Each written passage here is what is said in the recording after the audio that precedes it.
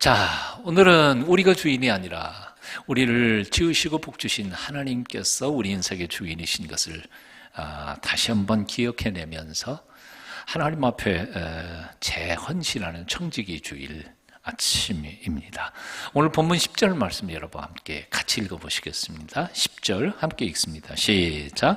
각각 은사를 받은 대로 하나님의 여러 가지 은혜를 맡은 선한 청지기같이 서로 봉사하라. 서로 봉사하라. 왜 우리가 서로 봉사하고 섬겨야 합니까? 그 첫 번째 이유는 우리는 예수님의 제자들이기 때문에 그렇습니다. 한번 따라해 보시겠습니다. 예수님의 제자이기 때문에. 예. 이 봉사 혹은 섬김이라는 헬라어 단어는 디아코니아라고 합니다. 영어로 번역할 때는 service라고 번역이 되는데요. 이것은 벌써 2000년 전에 헬라어에서는 음식을 서빙하는 일을 디아코니아라고 표현했습니다. 특별히 이 일은 누가 했냐면 노예들이 했습니다. 노예들이. 그래서 헬라 사람들은 이런 생각을 가진 거죠. 주인의 미덕이 뭐예요? 주인의 미덕은 다스리는 게 미덕이고 노예의 미덕은 섬기는 게 미덕이다. 그렇게 표현했습니다. 그래서 헬라 사람들은 이런 생각을 말로 늘 그렇게 표현을 했다 그래요. 자, 우리는 섬기기 위해 태어난 게 아니라 통치하기 위해 태어났다. 굉장히 건방진 소리죠. 감동을 안 받으시고 여러분도 동감하시는 것 같아. 나도 통치하기 위해 태어나신 겁니까? 그런데 그런 상황이 2000년 전에 그 헬라 문화권 속에 그런 상황 속에서 예수님께서는 정반대의 180도 다른 말씀을 하셨던 것입니다. 여러분 아신 것처럼 누가복음 22장 27절 이하입니다. 앉아서 먹는 자가 크냐? 네? 섬기는 자가 크냐? 물론 앉아서 먹는 자가 크지 않느냐? 하지만 나는 섬기는 자로서 너희 가운데 왔다. 그 말씀하십니다. 마가복음 10장 45절에서도 말씀합니다. 인자가 온 것은 섬김을 받으려 함이 아니라 도리어 섬기려 하고 섬기고 섬기다가 목숨을 많은 사람의 대속물로 주기 위하여 왔다고 말씀하십니다. 그리고는 십자가를 지시기 바로 전날 밤에 제자들 발을 씻기시고 난 후에 제자들에게 이렇게 말씀 또 하십니다. 너희가 나를 선생이라 혹은 주님이라 부르느냐? 옳다. 내가 너희의 선생이고 주님이다.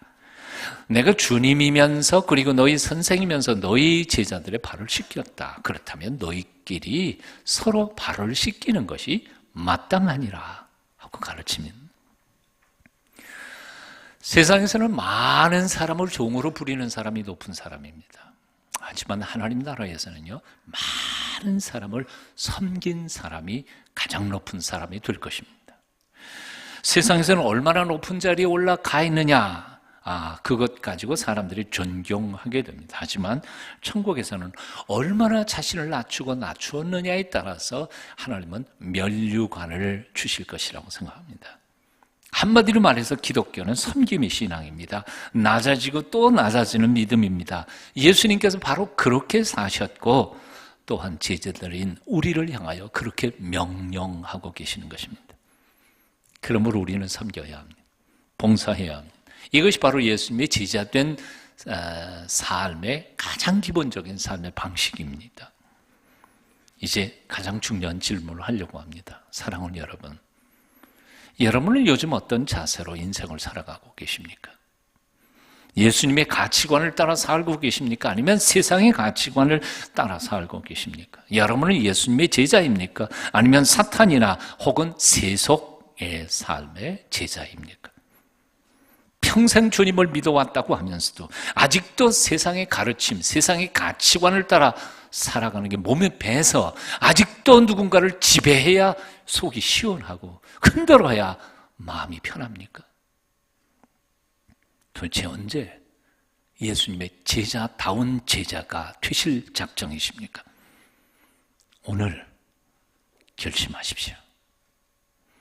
오늘 삶의 방향을 바꾸고 주님의 제자라면 정말 주님의 제자답게 예수님의 가치관을 가지고 섬기면서 살아가기로 결단하십시오.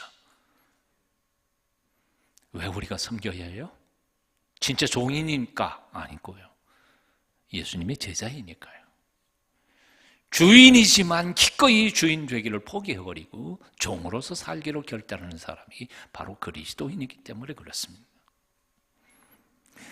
두 번째로 우리가 섬겨야 할 이유가 있습니다. 그것은 하나님께서 마지막 심판대에서 심판하시는 심판의 기준이 바로 섬김이기 때문에 그렇습니다.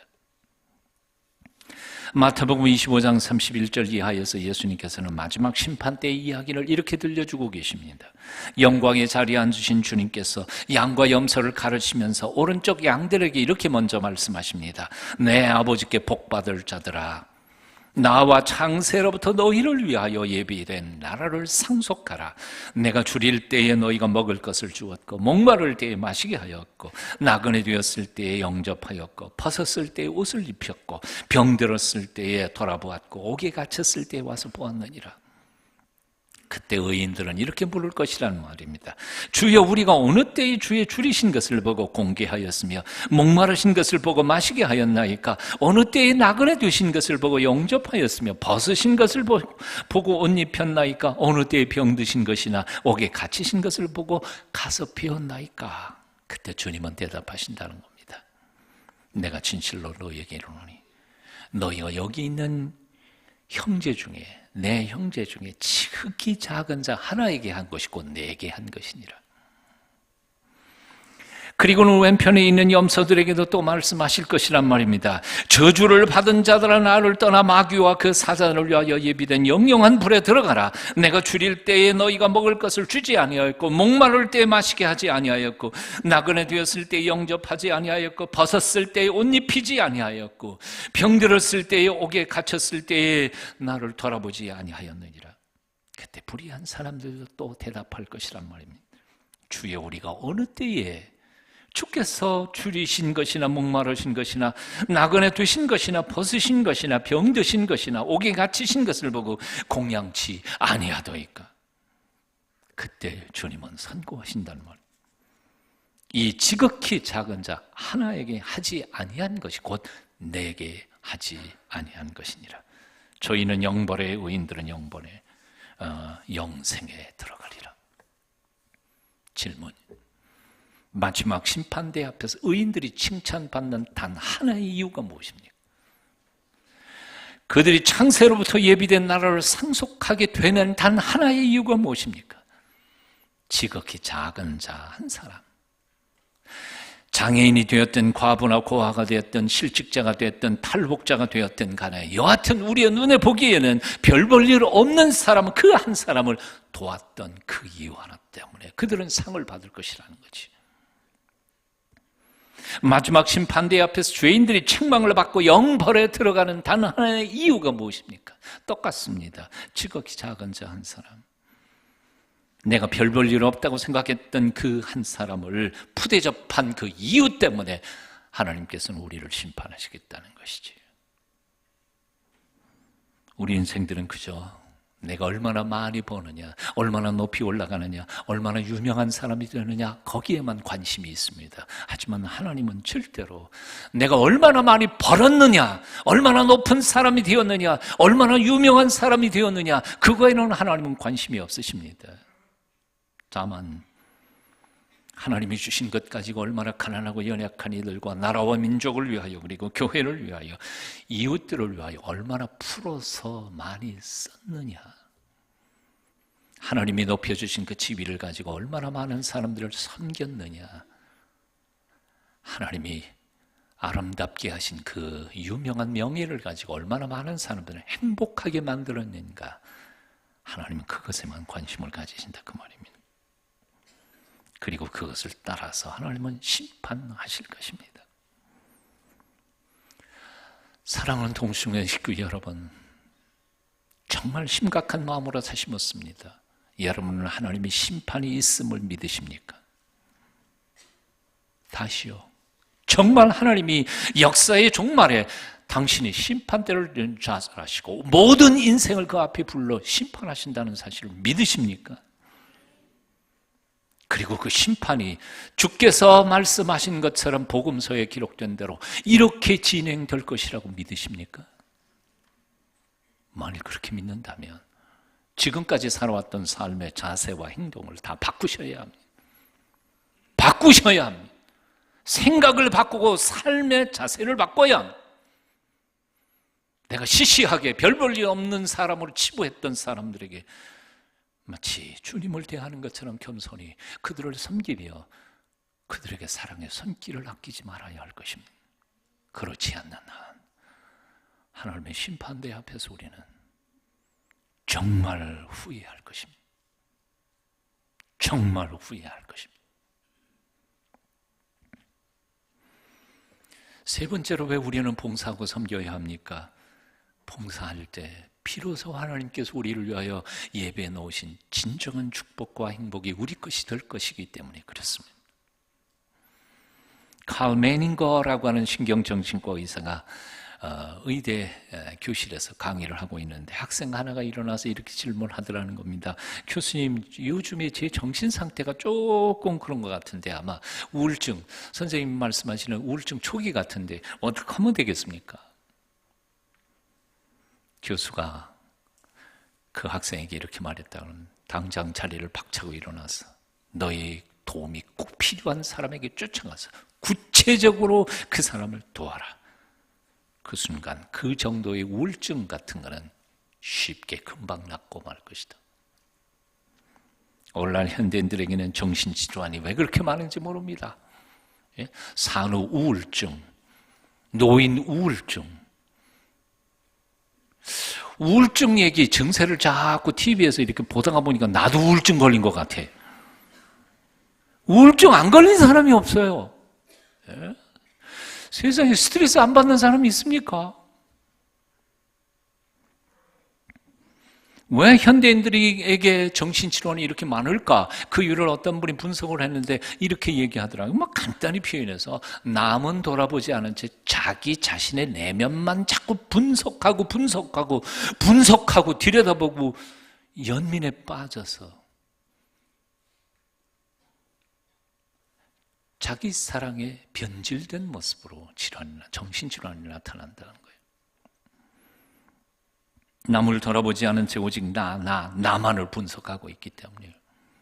그리고 그 원인이 바로 너 때문이라고 화살을 돌리기 때문에 그렇다는 거예요. 옆에서는 굶어 죽어가는 사람이 부지기수인데, 옆에서는 살이 썩어 들어가는 병자도 수없이 많은데 그저 내 마음, 내 고통, 내 억울함, 나의 어려움만을 매여 있기 때문에 현대인들은 그것을 극복하고 이겨낼 수 없더라는 것이지. 내 울타리를 넘어서 다른 사람의 세상을 한번 보라는 거예요. 하나님이 창조하신 이 아름다운 세계를 한번 눈을 돌려서 바라보세요. 시골에 내려가서 가을 밤 하늘의 별들을 한번 바라보세요. 시간 여유 내서 동해안에서 떠오르는 해를 한번 봐요. 서해안에 지는 일몰하는 태양을 한번 봐요. 하나님이 지으신 이 세상이 얼마나 아름다운지를 한번 봐요. 그리고 내 곁에 나보다 더 어렵고 힘들게 살아가는 수많은 사람들이 고통의 현장에 한번 찾아가 봐요. 얼만큼 힘든가 요즘 사람들이요. 부산에서 목회할 때 여전도의 회원들 몇 명, 그들도 역시 삶에 찌들리고 어렵고 힘들고 고통스러운 지친 사람들이었음에도 불구하고 그들과 함께 저 김해 쪽에 있던 조그만 영아원에 봉사 가자 그래서 여전도의 회원들과 함께 버스 타고 봉사하러 갑니다. 뒤에서 궁시렁거리는 소리가 났어요. 내 자식 키우는 것도 힘든데 뭐 남의 애 키우러 간다고 궁시렁 하는데, 사실 말은 맞죠. 내 새끼 키우는 것도 얼마나 힘들어요. 근데 남의 똥기저귀, 예전에는 똥기저귀 다 빨았거든요. 궁시렁거리다가 그 영어원으로 도착을 했어요. 거기 있는 분이 이제 아이들 이렇게 브리핑을 하잖아요. 이 아이는 요렇고 저 아이는 저렇고 뭐 그러면서 브리핑을 한 30분 한 후에 이제 봉사시키려고 이렇게 분배하려고 그러는데, 브리핑을 받다가 어떤 꼬마 아이가 있어요. 영아원이에요. 태어난 바로 직후부터 3살 이전까지. 더 큰 아이들은 없어요. 다 애기들이에요. 그런데 어떤 꼬마 아이가 이렇게 포대에 쌓여 있는데 두 팔을 허리에 이렇게 묶어놨더라고요. 그렇지도 일어나지도 못하는 애를 왜 묶어놨나. 그리고 설명을 물어봤더니 묶어놓은 걸 풀어가지고 이렇게 보여주는데 엄지 손톱이 없어요. 양쪽 손톱이 다 없어졌어요. 없어요. 그리고 설명을 하는데 이렇더라고요. 애정결핍증에 걸린 아기들은 그걸 구순, 입으로 그걸 스트레스를 해소하는데 자기 엄지 손톱이 빠지는 것도 모르고 빨아댄다는 거예요. 그래서 두 개를 다 빨아가지고 손톱이 없어. 그 얘기를 딱 듣는 순간 뒤에서 설명 듣던 여전들 회원들이 다 세상에 이럴 수도 있구나. 그러니 펑펑 울면서 그날 봉사를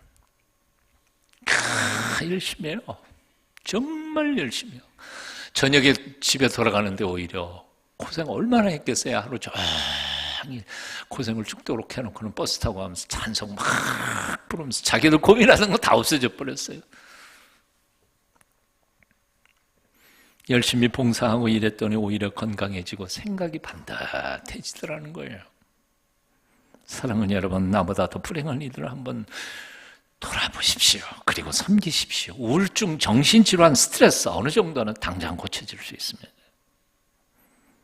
구세군의 창시자 윌리엄 부스는 청년 시절 너무 병약해서 그 의사가 이 몸 상태로 이렇게 과로하시면 1년 안에 당신은 죽습니다. 그저 휴식이 최고의 묘약입니다. 쉬세요. 그 말을 듣지 않고 윌리엄 부스는 오히려 그 얘기를 충고를 잘 듣고 규칙적인 생활을 시작하면서 봉사활동은 좀 더 많이 일을 했다고 합니다. 그랬더니 그때 당시에는 장수 중에도 장수인 83세까지 장수하면서 일할 수 있었다고 합니다. 요즘에 현대인들은 건강 노이로제에 걸린 것 같아요. 이러다 내가 죽지. 위가 조금만 쓰려도 위암 아닌가. 손목, 발목 좀 시려도 관절염 아닌가. 허리가 조금만 찌끗해도 디스크 수술해야 될까봐. 본인이 의사로 다 판정까지 다 짓고 병원에 갈 때는 이미 닭이는 수술 환자예요.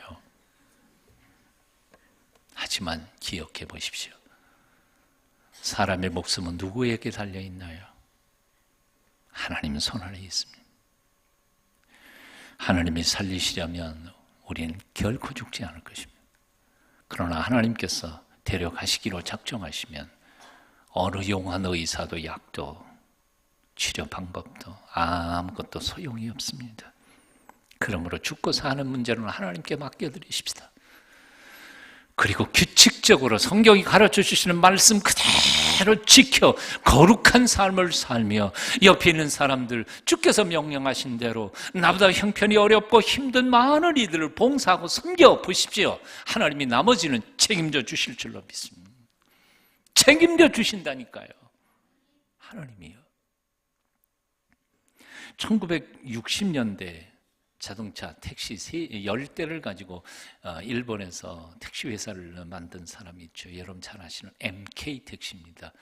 지금도 대단한, 사실은 10대로 시작한 거 오사카에서 조그맣게 시작했지만 지금은 일본 전역에 MK 택시가 유명하죠. 얼마나 잘 나가던 직장이었던지 한때에는 40명 신입사원을 뽑는데 응시자가 8,000명이 몰려올 정도로 인기 좋은 직장이었던 거죠.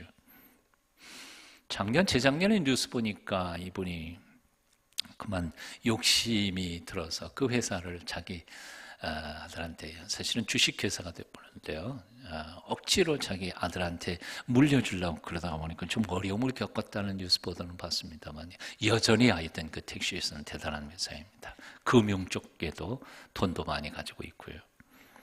이 창업주가 유봉식이라고 하는 아주 똑실한 크리스천인데 이 양반이 이 경영의 비결을 성경에서 담았습니다. 한번 따라해 보실래요? 섬김 받으려면 섬겨라. 이게 바로 그 회사의 표였습니다. 그 MK 택시의 기사가 되려면 반드시 외쳐야 하는 이 구호가 있었습니다. 우리가 조금 고생하면 우리 이웃이 행복해진다. 그러면 결국은 우리가 모두 행복해지는 것이다. 와, 멋있지 않아요? 근데 이 말은 우리 항상 들었던 거 아니에요? 우리 동순교회 비전 아닙니까? 못 알아들으셨네요. 이때까지 몰랐다면 이거 간첩인데. 자, 한번 따라해 보시겠습니다. 우리가 조금 고생하면 우리 이웃이 행복해진다. 그러면 결국 우리 모두 행복해질 것이다. 예. 행복하고 싶으세요? 그럼 옆에 있는 사람 행복하게 만드세요. 그럼 반드시 행복해질 거예요.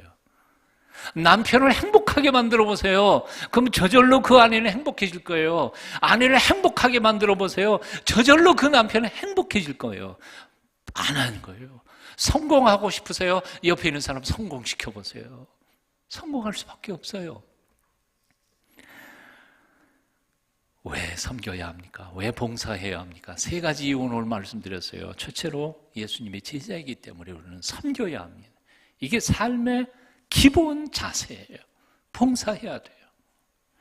둘째로 섬김은 하나님의 최후 마지막 심판의 기준이기 때문에 그렇습니다. 예? 떨면서 섬겨야 될 것 같아요. 세 번째로 섬김은 진정한 축복의 비결이기 때문에 그렇습니다. 오래전 경상도에서 목회하시던 김희수 목사님이 새벽기도에 마치고 성경을 보고 계셨습니다. 할머니 한 분이 찾아오시더니 자기 집에 가서 예배 좀 드려달라고 요청을 했습니다. 그래서 따라 나섰는데 그 할머니 방에 들어서자마자 책상 위에 별세한 그 영감님 영정이 있고 거기 신위가 모셔졌습니다. 그리고 음식도 차려있고 향불도 피워져 있어요. 벽에는 염주까지도 걸려 있었습니다. 목사님이 물었습니다. 저 벽에 걸린 건 뭐요? 예, 절에 갈 때 쓰는 거 아닌겨? 기가 막힌 목사님이 책상을 가리키며 또 물었습니다. 그럼 이건 뭐요? 할머님이 또 천연덕스럽게 대답했습니다. 어제 우리 영감 제삿날 아닌겨? 제사 지내십니다. 조금 황당해진 목사님이 아니 가만 보니 할 건 다 했는데 목사는 뭐 하려고 불렀어? 할머님이 대답하셨습니다. 아이고 예배 봐달라고 오시라 안 했습니까? 기가 막힌 목사님이 다시 물었습니다. 그러면 절에도 가고 영감님 제사도 지내고 예수도 믿겠다 그 말이요? 그러자 할머님이 넙죽 대답을 했습니다. 그렇지요. 그래야 그 중에 하나라도 안 걸리겠습니까? 더 이상 참지 못한 김 목사님이 화를 내시면서 소리쳤습니다. 치우소. 그래 믿어갖고는 아예 하나도 안 걸리겠어. 여호수아는 이스라엘 백성들 앞에 이렇게 선포했습니다. 너희가 오늘날 섬길 자를 택하라. 나와 내 집은 오직 여호와만 섬기겠노라. 신앙은 결단입니다. 신앙은 선택입니다. 언제까지 우물쭈물 세상과 하나님 사이에서 머뭇거리시렵니까? 언제까지 11조 낼 것이냐 말 것이냐, 술, 담배 끊을 거냐 말 거냐, 헌신할 거냐 말 거냐, 우물쭈물하면서 신앙생활을 하는 것도 아니고 안 하는 것도 아니고 어정쩡한 신앙생활을 언제까지 하실 작정이냐 그 말이에요. 초신자가 문제가 아니에요. 20년, 30년 중직자가 되었는데도 아직도 신앙의 기본조차도 결단 안 하신 분들이 너무 많더라는 거예요. 가슴 아픈 얘기 아니에요. 제가 동순교회 온 지 20년 지나가고 있습니다. 제가 동순교회 와서 2년 목회했다면 여러분들이 그렇게 결단하지 않은 것은 제가 책임이 없습니다. 그 전에 목사님이 책임이죠. 그러나 제가 적어도 20년 목회를 했는데도 아직도 이 교회 교인들이 아직도 기본도 갖추어지지 않은 채 결단하지 않는다면 이건 제 책임입니다. 정말 제 책임입니다. 제가 여러분에게 잘못 가르친 거지. 피를 토하는 마음으로 여러분에게 호소합니다. 믿으려면 좀 똑바로 믿으셔야 돼요. 예수 안 믿는 사람들에게조차 기독교라고 욕먹는 그런 어정쩡한 신앙생활을 언제까지 하실 작정이냐 그 말이에요. 신앙은 결혼입니다. 100% 주고 몽땅 받는 것입니다.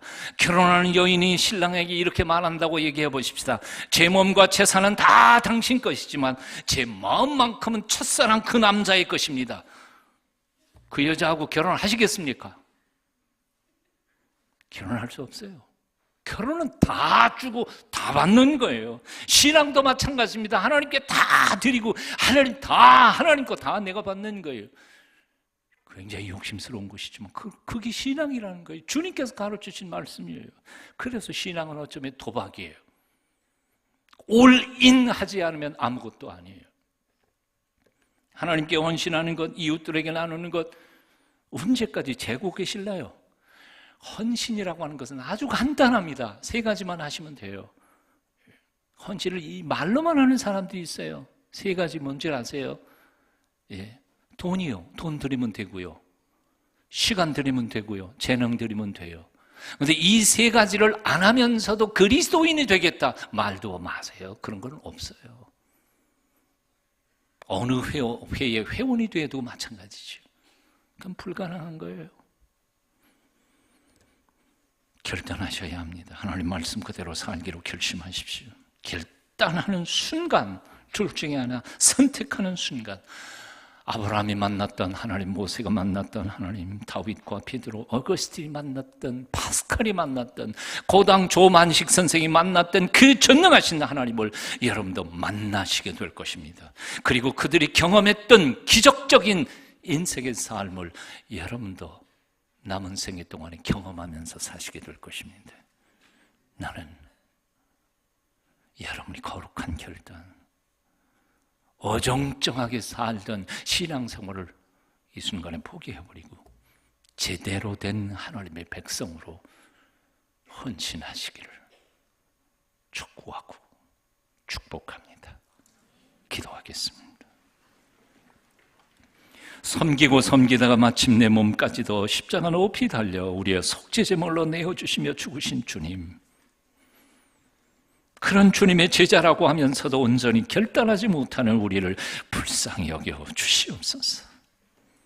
이제 내 목숨, 내 재능, 내 돈, 내 재물, 내 모든 것의 모든 것이 다 하나님께로부터 거저온 것이고 하나님의 뜻대로 쓰여지기를 바라는 마음으로 남은 생에 결단하며 헌신하는 믿음의 사람들이 되도록 우리를 온전히 받아주시옵소서, 써주시옵소서. 예수님의 이름으로 기도합니다.